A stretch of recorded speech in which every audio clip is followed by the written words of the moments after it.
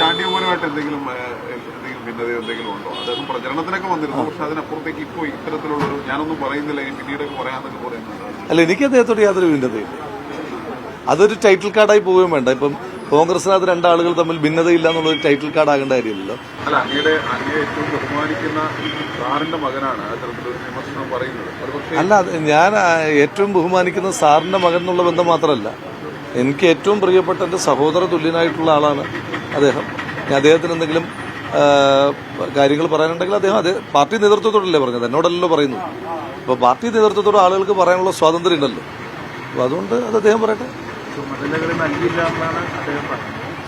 ചുമതലകൾ അത് ഞാൻ പറഞ്ഞല്ലോ, അദ്ദേഹം എന്റെയും അദ്ദേഹത്തിന്റെയും പാർട്ടി നേതൃത്വം ഒന്ന് തന്നെയാണ്. ആ നേതൃത്വത്തോടാണ് അദ്ദേഹം പറഞ്ഞത്. അതപ്പോൾ ഞാനല്ലല്ലോ അതിന് മറുപടി പറയേണ്ടത്.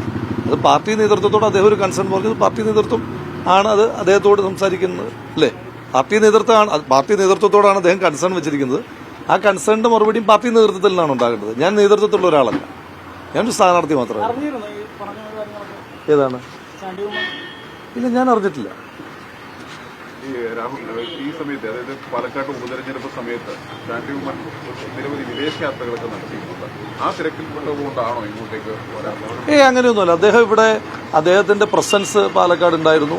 അദ്ദേഹത്തിന്റെ പ്രസൻസ് വളരെ ഗുണപരമായി തന്നെ പാലക്കാട് ഉണ്ടായിരുന്നു.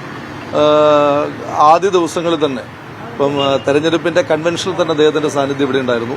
അതിനുശേഷം പരിപാടികളിൽ പങ്കെടുക്കുവാനും ഭവന സന്ദർശനത്തിനൊക്കെ ആയിട്ട് അദ്ദേഹം ഉണ്ടായിരുന്നു. അദ്ദേഹത്തിന്റെ പ്രസൻസ് ഗുണപരമായ സ്വാധീനം, എല്ലാ നേതാക്കന്മാരുടെയും പ്രസൻസ് ഗുണപരമായ സ്വാധീനം ഉണ്ടാക്കിയതുപോലെ തന്നെ ശ്രീ ചാണ്ടി ഉമ്മന്റെയും ഇവിടുത്തെ സാന്നിധ്യം വളരെ ഗുണപരമായ ഒരു സാന്നിധ്യം.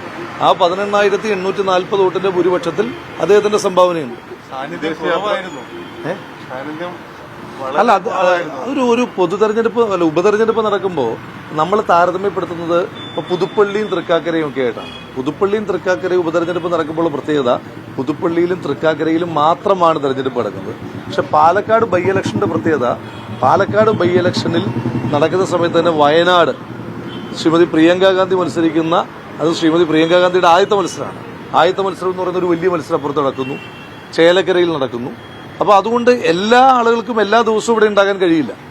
ശ്രീ ചാണ്ടി ഉമ്മൻ അദ്ദേഹം എല്ലാ സ്ഥലങ്ങളിലും വളരെ സജീവമായി പോയി. വയനാട്ടിൽ അദ്ദേഹം വളരെ സജീവമായിരുന്നു. അദ്ദേഹം ചേലക്കരയിൽ വളരെ സജീവമായിട്ടുണ്ടായിരുന്നു.